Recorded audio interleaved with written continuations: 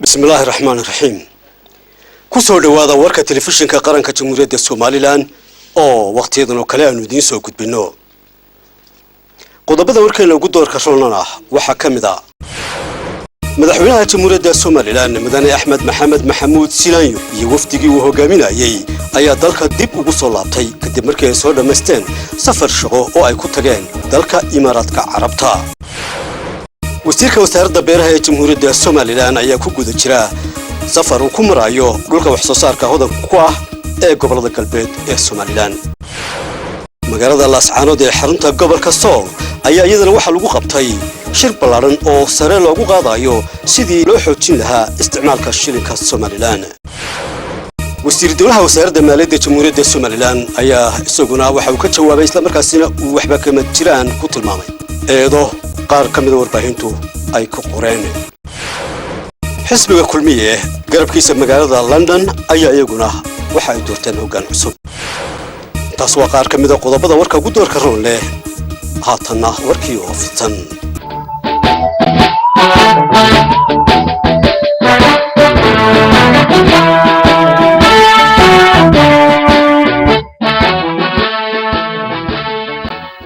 مدحونا جمهورية الصوماليلان مدني أحمد محمد محمود سيلانيو يوفدقي بلادنا وهو قاميناي أيا دالك ديب وصالابتي مانتا كدي مركي سودا مستين سفر شغو أي كتاقين دالك اسكو تاقا إماراتك عربتا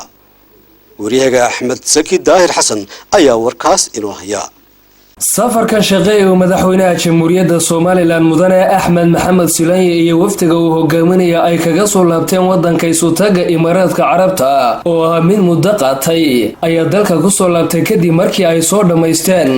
madaxweynaha jamhuuriyadda Soomaaliland waxa si diiran ugu soo dhaweeyay gagada diyaaradaha ee Cigaal International Airport ee magaalada Hargeysa madaxweyne ku-xigeenka jamhuuriyadda Soomaaliland mudane Cabdiraxmaan Cabdullaahi Ismaaciil Saylici madaxda kala duwan ee golayaasha qaranka sida guurtida wakiilada golaha wasiirada maayirka caasimada Hargeysa taliyaasha ciidamada mas'uuliyiin kala duwan oo ka tirsan xukuumadda salaadiin uqaal waxgarad culimo awdiin iyo waliba dadweyne kale oo aad u tiro badan oo u soo diyaar garoobay soo dhaweynta madaxweynaha mudane Axmed Maxamed Silaanye madaxweynaha Soomaaliland ayaa markii uu si rasmi ah uga soo degay diyaaradda siday waxa uu salaan sharaf ka qaatay cutub ka tirsan ciidamada qaranka ee Soomaaliland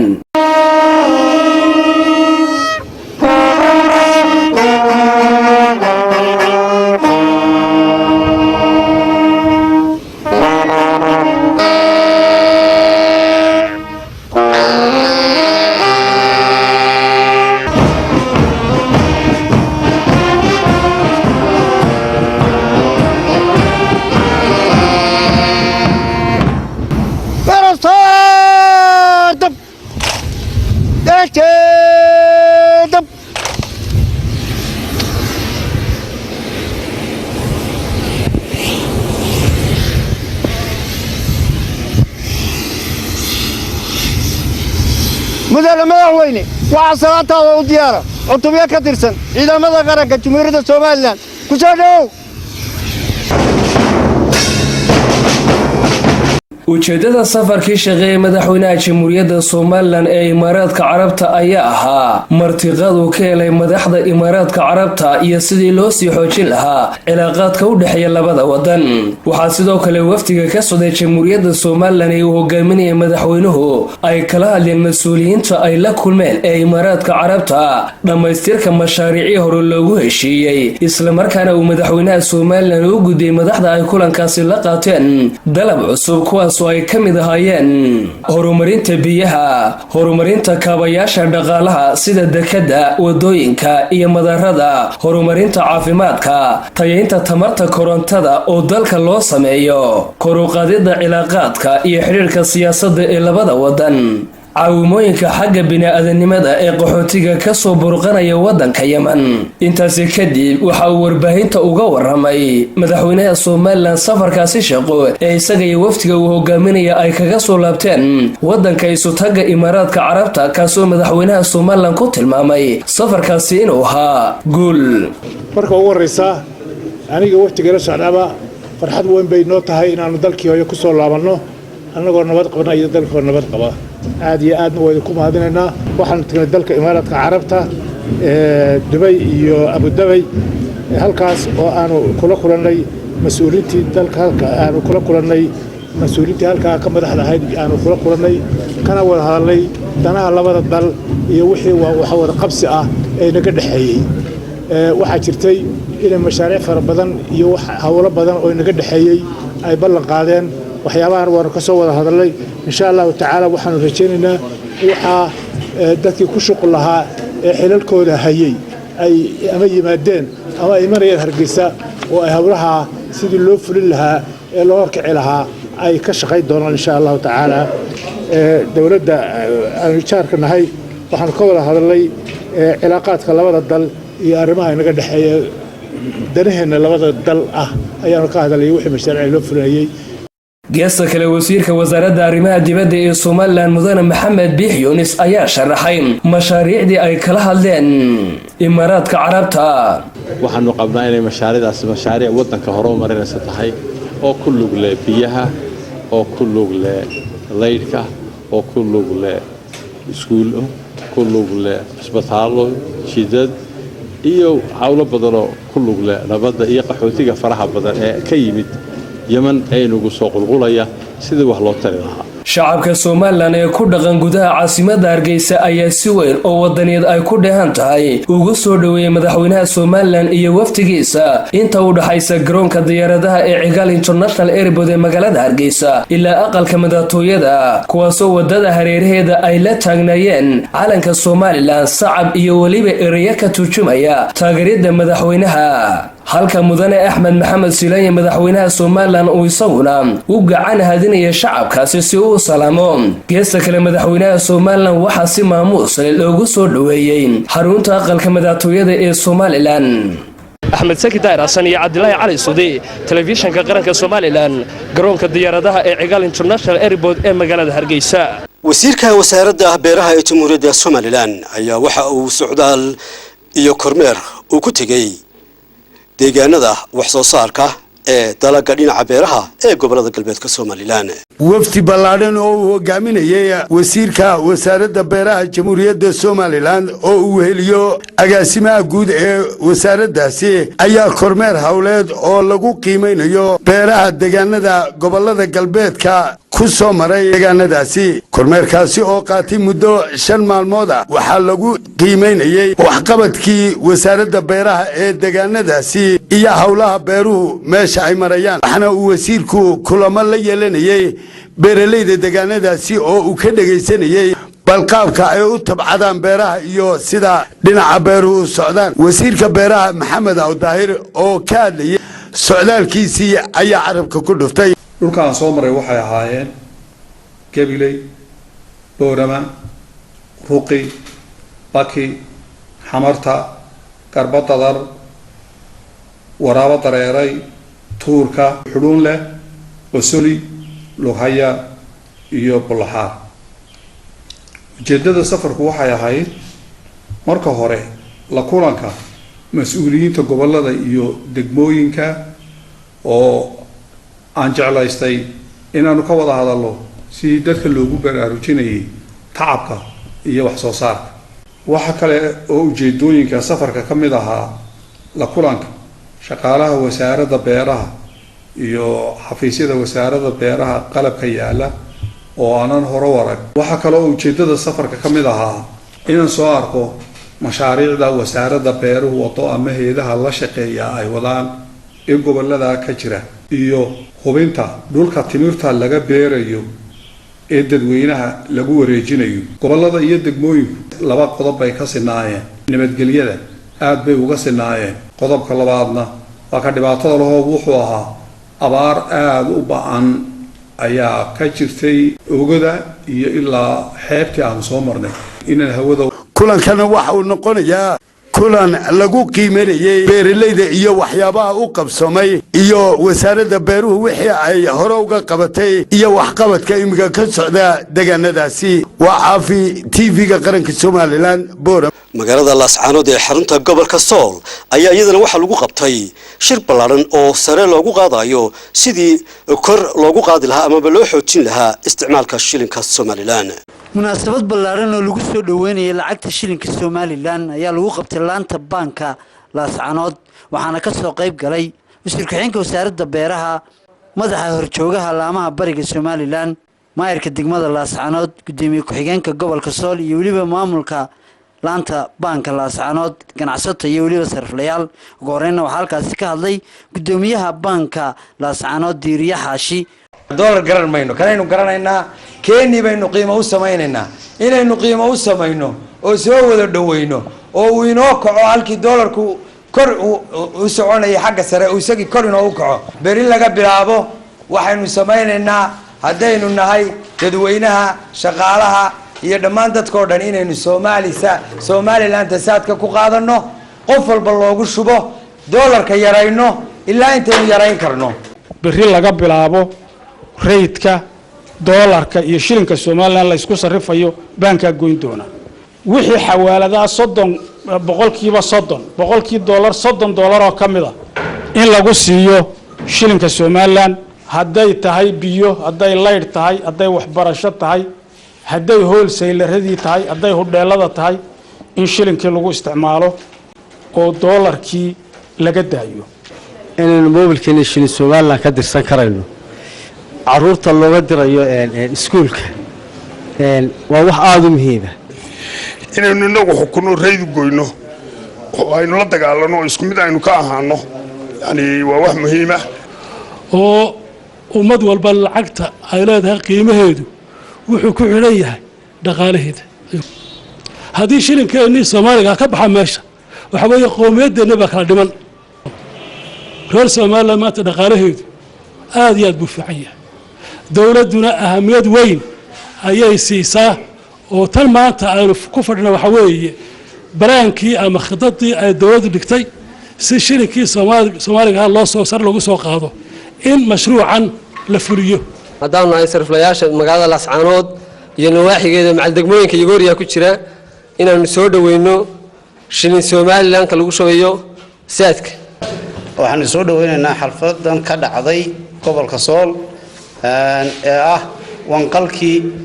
loogu wanqalayay saadka shilin Soomaaliland wasiirka wasaaradda beeraha aadan Ibrahim Asqar iyo waliba isduwaa wasaaradda beeraha Ahmed Maxamed Daadey iyo waliba gudoomiye ku-xigeenka gobolka Sool ayaa kormeer ku sameeyay qaar ka mid ah beeralayda magaalada Laascaanood waxaana wareynta halkaas ka hadlay isduwaa wasaaradda beeraha inuu nagala soo qayb galo maanta kormeerkan wasiirka beeraha Jamhuuriyadda Soomaaliland in badan baad kulli waxaan malaynayaa aanu halkan tababaro iyo shir isugu nimi waynu isku aragnay gabagabadii wasiirka wasaaradda beeraha Jamhuuriyadda Soomaaliland aadan Ibrahim Asqar ayaa isaguna ka waramay doorka ay wasaaradda beeruhu ku leedahay waddanka dhaqaalihiisu wuxuu ku xidhan yahay waxyaha dhaqaalaha beeraha ugu horeeya xoolaha ugu horeeya beeraha ku xiga fisheries-keenu waa in dhaqaalihii waddanka sare loo qaadaa oo beerihii la kobciyaa وبرخ عمر أحمد تلفزيون كقرن كسوماليلاند لاصعنود وزير دولها وزارة مالية جمهورية الصوماليلاند عثمان سحرديد عداني أيا وحا وكجوابي إيضا أي قار كميدا ورباهنتو كقرين حقورن كل ورباهنتا محليغا سي عثمان سحرديد عدان وزير دولها وزارة مالية جمهورية الصوماليلاند أيا غنفكا كودفتay eedeymo loo soo jeediyay waxaanu iftiiminaanay waxba ka jirin hadallada lagu duray isaga ay warbaahinta maxalliga lagu qoray eedeynta meesha ku taala waxa weeye ninka wasiir dawluhu iyo gudoomiyaha maxkamadda gobolka Togdheer ayaa niman xidhan sii daayay waxa la wax sal iyo raado arrinta ka jira oo aan anigu shuqul ku leeyahay ma jirto jamhuuriyadda Soomaaliland meel cidna lagu dhici karo cidna loogu hanjabi karo cidna xoolahooda cid ku qaadan karto ma aha waa meel shuruuc leh waa dal jira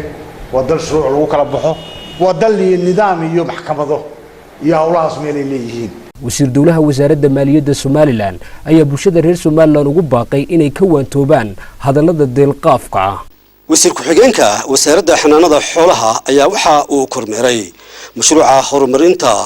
xoolaha iyo beeraha ee Saraara wasiir ku-xigeenka wasaaradda beeraha jamhuuriyadda Somaliland aadan ibraahim asgu oo wehelinaya agaasimaha guud ee wasaaradda xanaanada xoolaha jaamac maxamed adowa ayaa maanta kormeer ku soo maray mashaariicda dhanka wax soo saarka iyo naaxinta xoolaha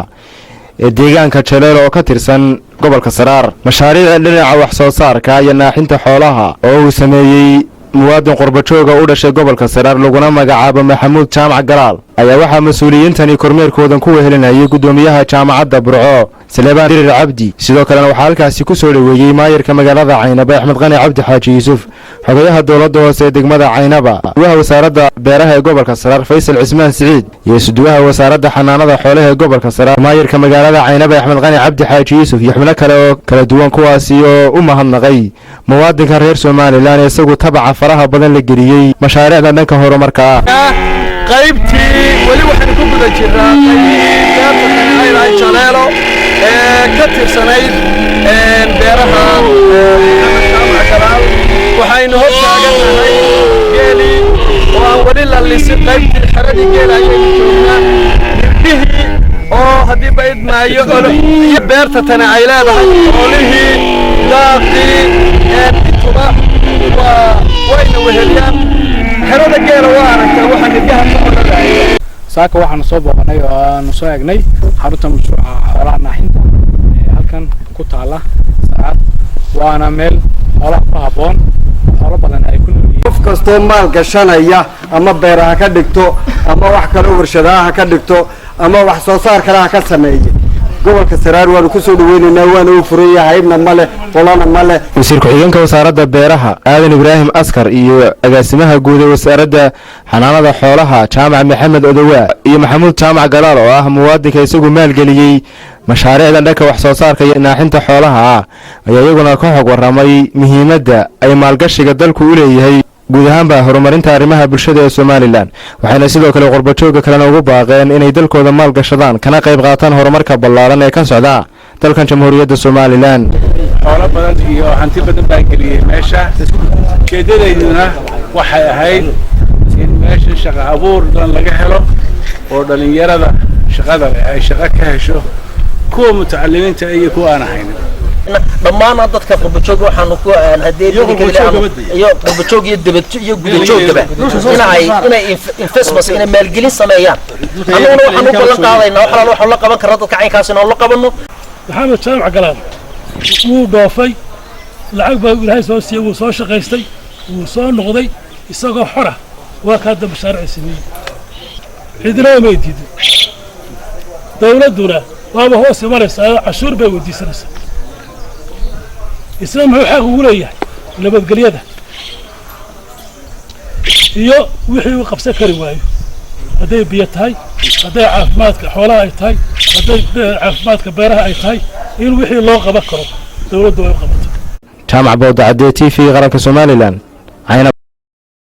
xisbiga kulmiye garabkiisa magaalada London ayaa waxa ay sameysteen gudoomiye cusub wararintaasi ku saabtana Cabdiraxmaan Axmed Yogol ayaa magaalada London ee cariga Ingiriiska looga soo diray kulanka ayaa waxa ka soo qayb galay gudoomiyaasha xisbiga kulmiye ee magaalada London iyo xubno tiro badan oo ka socda xisbiga kulmiye ee magaalada London xisbiga kulmiye ee galbeedka magaalada London ayaa waxa loo doortay guddi cusub iyadoo sidoo kale gudoomiye cusubna loo doortay Marwe Idil Maxamuud Xudaydi sidoo kale waxa isku habeen lagu sameeyay guddida xisbiga kulmiye ee magaalada London kulanka waxa ka soo qayb galay barsaabka magaalada Gabiley Mustafa Shiine aad iyo aad ugu mahadnaqaya guddiyadii qabanqaabada ee waqooyiga London iyo bariga London labadaba gudoomiyaha laanta Idil Maxamuud Ismaaciil Xudaydi oo la garab taagan xisbiga kulmiye laantiisa West London anigu wax badan ma oranay laakiin aad iyo aad baan idin salaamayaa waxaan salaamayaa madaxweynahayga qaaliga Axmed Maxamed Maxamuud Silaanyo iyo marwadiisa waxaan halkan sugan nabeenan u walqalno laanta West London oo halkan ma awal ugu macaabayo guddi iyo gudoomiye cusub waxaan leeyahay soo dhawaada West London in badan baynu filaynaa inay sida laamaha kale nagala mid noqoto soo dhawaada walaalayaal xisbiga kulmiye runtii horta xisbiga talada haya maanta wax badan qabtay wax badan aynu ka sugayno inaynu kulmiye sare u qaadno oo himiladeenu noqoto 20 sano 20 ku talagala kulmiyaha aynu nahay waayo mirihii aynu dhalinay baa la hayaa efforts baa la hayaa maaha iska hadal maaha ficlan anigu mihi xubin kamida kulmiye laakiin oday reer Soomaaliland ahay marka anigu waxa aan jecelahay horta inay Soomaaliland wax noqoto waxa kale oo aad hambalyo iyo salaan ugu dirayaa guddida cusub ee maanta halkan loo dooranayo West London iyo filinta guddida East London oo iyadana la kordhinayo waxaan leeyahay hambalyo ku soo dhawaada gudoomiye cusubna loo doortay Marwo Idil Maxamuud Xudaydi waxaan mahadnaq ugu celinayaa gudoomiyaha kulmiye ee UK iyo madaxda sharafta leh oo halkan ugu qiimeysay xilkan ay dhiibeen inkastoo xil sahlan aan ahayn oo mas'uuliyad aad u qaali ah tahay laakiin sidee gacmo wadajir bay wax ku qabtaan guulaha ma tirin karayo waxaynu sameynay aanu campaign ku galay aanu xisbiga aanu ragaan kamid ahay ee ku taageeran waxa kamid ah barnaamijkii xisbiga uu lahaa ee la qoray buu ahaa xisbigaasi barnaamijkiisii maanta markaanu dib u eegno inay wax badan u qabsoomaan runtii waxa kamid ah inay soo timi aqoontii iyo dhalinyaradii dabeedna la qoray waxa la doonayay in dawladdan maanta ay gaarsiiso ka dhalatay ay gaarsiiso jamhuuriyadda Soomaaliland Cabdiraxmaan Axmed Igol TV-ga qaranka Soomaaliland galbeedka magaalada London gudoomiyaha komishanka qaranka ee maamul wanaaga iyo kahortagga musuqmaasuqa ayaa waxa uu qaar ka mid ah shaqaalihiisa uu tababar ugu furay magaalada Hargeysa kaasi oo ku saabsanaa kor u qaadda xirfadda aqoontooda xamse qurbaani ayaa warantaasi ku saabsanayno haya iyadoo hay'adda maamul wanaajinta iyo la dagaalanka musuqmaasuqa dadaal ugu jirto sidii shaqaalaha dawladda oo ah lafdhabarta shaqada qaranka aqoontooda kor loogu qaadi lahaa marka ay noqoto howlaha xafiisyada maamulkana ay xoghaynuhu yihiin kuwa loo baahan yahay in ay noqdaan kuwo aqoon kororsi joogto ah hela ayaa ugu horreyn waxaa halkaasi ka hadlay gudoomiyaha guddida maamul wanaajinta iyo la dagaalanka musuqmaasuqa Axmed Maxamed Madar iyo ku-xigeenkiisa Xuseen Cabdilaahi Jaamac waxaana hadaladoodii ka mid ahaa waxaan soo xuranay xoghaymaha ama xoghaynta waxay tahay yani sida ay muhiimka u tahay kaalinta ay ugu jirtaan xafiiska marka waxaa muhiim ah horta marka ugu horeysa inuu qofku fahamsan yahay hawsha uu haya ahamiyadda ay u leedahay xafiiska uu joogo ama wasaaradda uu joogo haddii taa la fahmo waxay noqonaysaa markaa in dhammaan hawshii ka socotay wasaaradda gudaheeda iyo xiriirkii ay lahayd wasaaradaha kaleba uu noqdo mid si hufan runtii u fula ama u socda taasina waxay qurxinaysaa adeegii ay bulshadu inaga rabtay inaynu u fulino wasaarad ahaan iyo dhammaan xukuumad ahaanba waxay taasi abuuri kartaa markaa ama waxaa odhan karaa waa ta abuurta in ay bulshada ay tahay tacashuurteeda aynu mushaarka ku qaadanayna inay ina aaminto oo ay dabeedna ay dhacdo in mujtamaca ama bulshadu ay si fiican ugu hoggaansanato maamulka adeegaya haddii aanu nahay komishanka maamul wanaagga had iyo jeer waxaanu nahay kuwa ka shaqeeya toosinta iyo dabagalka sidii loo heli lahaa maamul dawladeed oo dhisan oo lagu naaloodo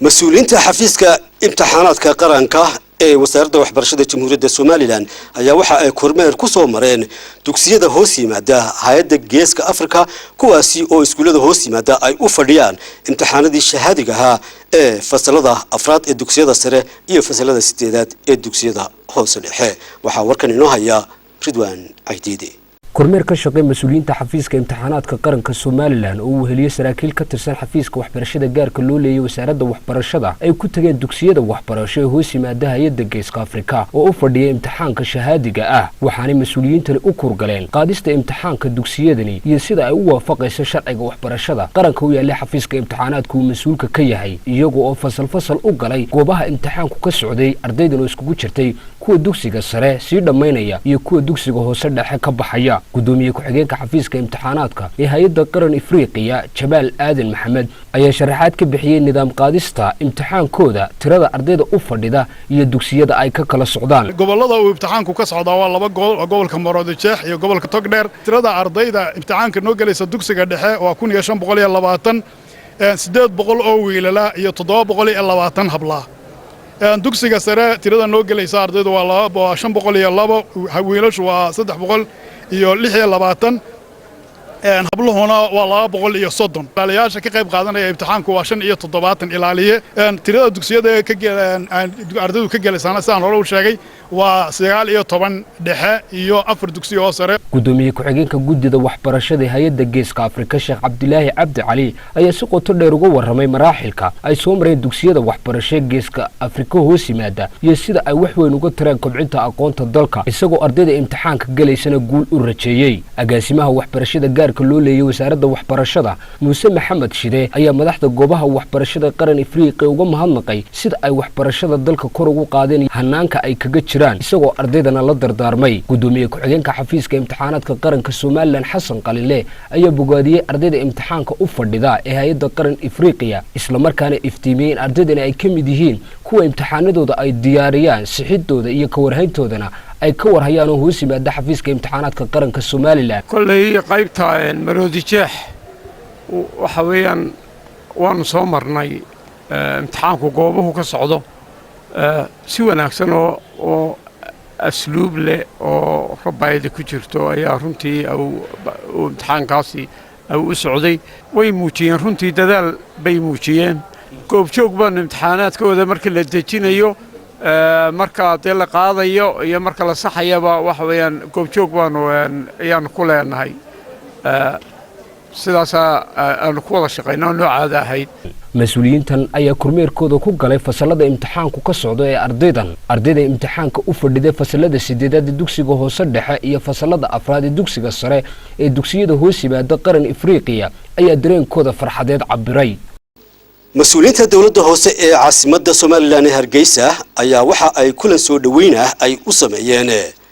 xubno ka mid ah jaaliyadda Somaliland ee Cardiff ee dalka Ingiriiska oo ka mid ah xubnihii dhaqdhaqaaqa ka sameeyay ama ka hawlgalay aqoonsigii ay dawladda hoose ee Cardiff ay Somaliland u fidisay munaasabadan waxaa kaloo ka soo qayb galay wasiir ku-xigeenka wasaaradda warfaafinta dhaqanka iyo wacyigelinta Shukri Xariir Ismaaciil la taliyaasha madaxweynaha ee arrimaha doorashooyinka iyo hay'adaha caalamiga ah iyo kuwa gudaha maariyaha telefishinka qaranka Somaliland iyo mas'uuliyiin kale oo aad u tiro badan maayarka caasimadda Hargeysa Cabdiraxmaan Maxamuud Aydiid iyo wasiir ku-xigeenka wasaaradda warfaafinta ayaa waxa ay ku booriyeen jaaliyadaha kale ee Somaliland ee caalamka ku kala filiqsanay in ay sameeyaan dadaal la mid ah kan ay sameeyeen jaaliyadaha Ingiriiska oo kale waxaan hadaladoodii ka mid ahaa aad baan idin soo dhaweynaynaa aad baan idinku hambalyeynaa idinkiyo walaalihii kale ka dhifodhay hawshaas u qabateen sidaa uu sheegay watanimada halkaa inaad ka sii wadaan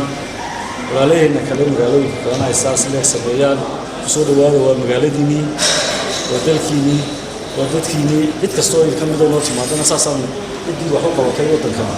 insha allah waa u qaban doonaa haddii ilaahay waxaan waa dardargelin runtii soo dhaweyna maaha maxaa ku dhacay abaalnaqna maaha laakiin waa dardargelin in aan idinku dardargelino inaad halkaa ka sii wadaan maxaa ku raadinta la taliyaha madaxweynaha ee arrimaha doorashooyinka maxamed ibraahim qabo ayaa isagu waxa uu sheegay in jaaliyadaha Somaliland ee Cardiff iyo Sheffield ay soo dhaweyn iyo sharaf badan ka mudan yihiin qaranka Somaliland dhammaan gobolada UK inay ku daydaan oo qof kasta oo effort geliya qadiyadda Somaliland waxa uu naga mudan yahay markuu halkan yimaado xukuumad ahaan oo siinayna Cabdikariin Dhigosood oo ka mid ahaa xubnaha halkan lagu soo dhaweeyay ee jaaliyadda Cardiff ayaa waxa isaguna uu sheegay inay jiraan dadaalo kale oo magaalooyin kale oo Ingiriiska iyo Yurub ku yaalaba ay ku doonayaan in ay ku aqoonsadaan Somaliland kadib markii si weyn looga howlgalay agaasimaha guud ee wasaaradda xanaanada xoolaha Jamhuuriyadda Somaliland oo isaguna kormeer ku jooga gobolka Togdheer ayaa waxa uu kormeer ku soo kala bixiyay kawaanka casriga ah ee magaalada Burco iyo waliba sayladda xoolaha ee magaalada Burco agaasimaha guud ee wasaaradda xanaanada xoolaha iyo agaasimaha waaxda caafimaadka wasaaradda xanaanada xoolaha Somaliland ayaa kormeer shaqo ay ku yimaadeen gobolka Togdheer ku soo maray kawaanka casriga ah ee gowraca xoolaha ee Burco iyo sayladda weyn ee magaalada Burco mas'uuliyiintan ayaa qolqol u galay guud ahaanba qaybaha uu ka kooban yahay kawaankan casriga ah iyadoo ay warbixin kaga dhageysteen injineerada gacanta ku haya dhismaha kawaankaasi gowraca xoolaha oo haatan gabagaba ku dhow maanta waxaana la jooga madax sare oo ka socota wasaaradda xanaanada xoolaha annagu waxaanu isku daynay markaa inaanu waafajinay qalabka cusub ee la keenay iyo dhismuhu inay iswaafaqaan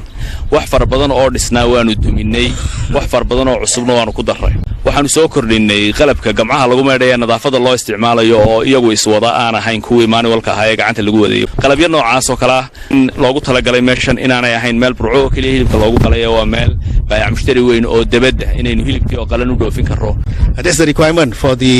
export where all the facilities inside here, the layout, the building, the equipment has to follow the standard for export.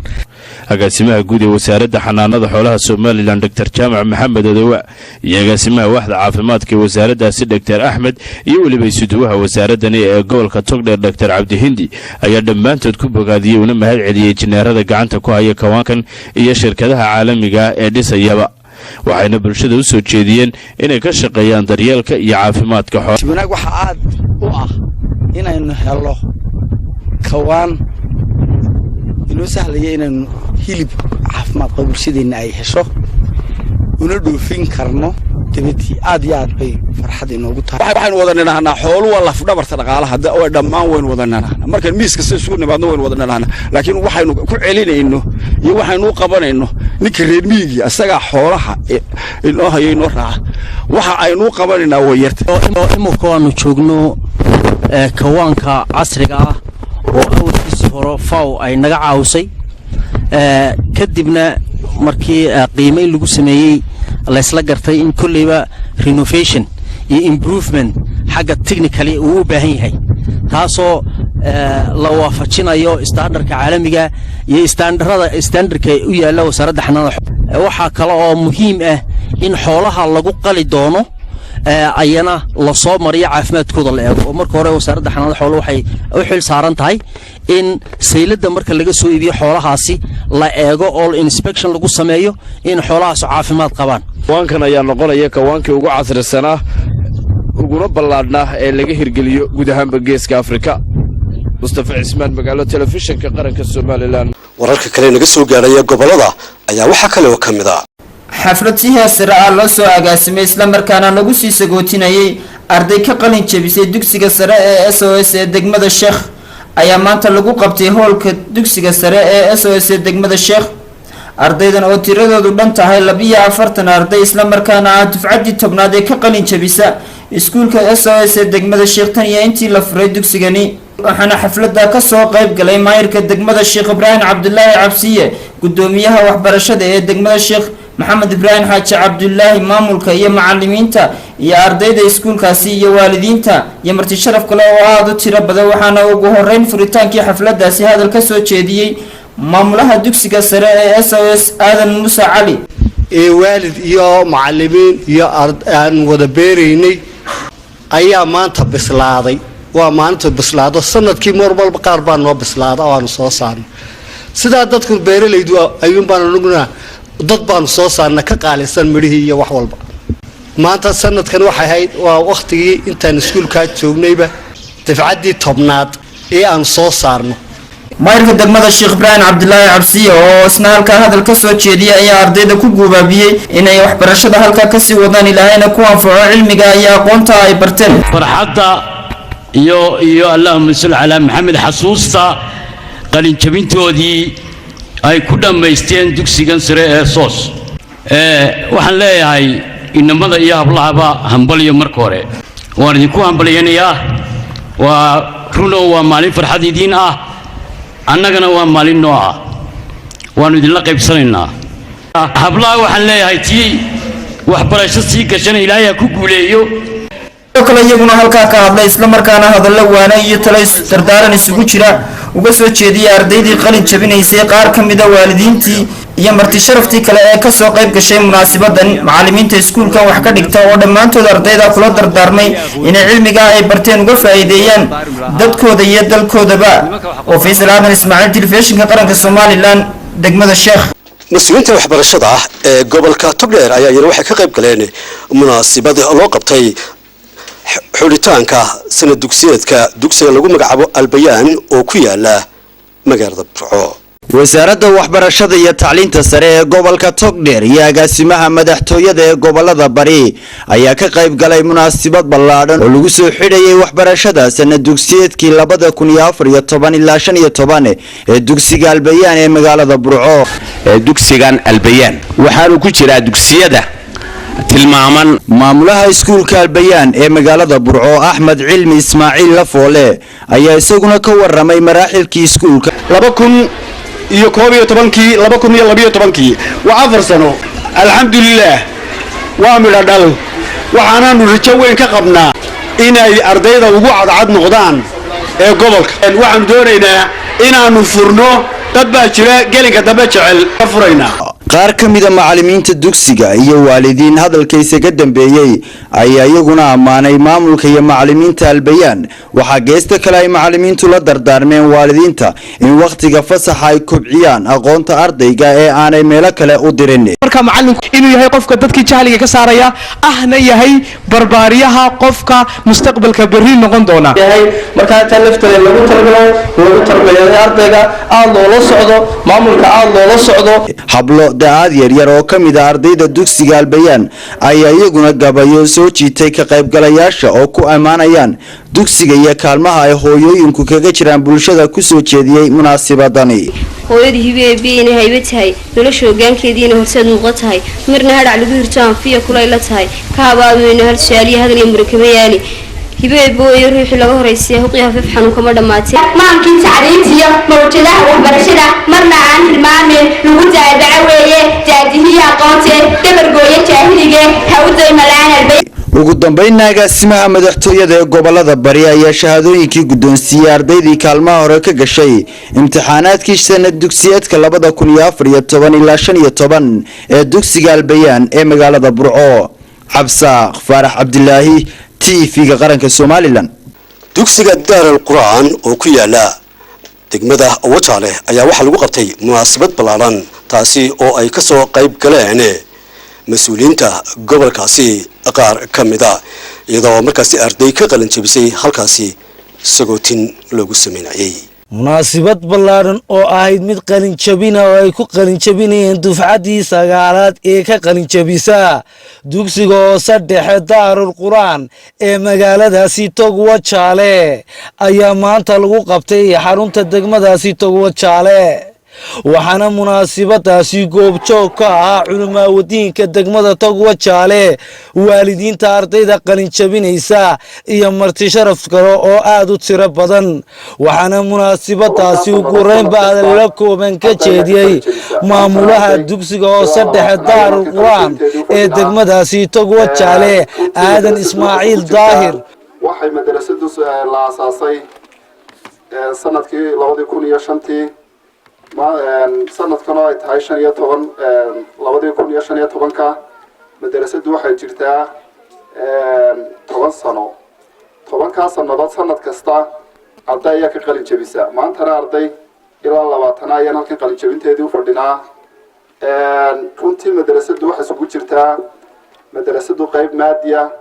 iyo qayb diiniya bay isugu jirtaa laba qaybood bay isugu jirtaa sidoo kale halkaasi waxaa ka hadlay xubno ka mid a culummada degmada Togwajaale oo uu ka mid yahay Sheekh Maxamed Ibraahin Sheekh Saleebaan Ibraahin Taib Awjaama iyo mas'uuliyiin kale oo aad u tiro badan iyo ardayda dugsigaasi oo dhammaantoodba soo dhaweeyay dufcadii sagaalaad ee maanta ka qalin jabisa.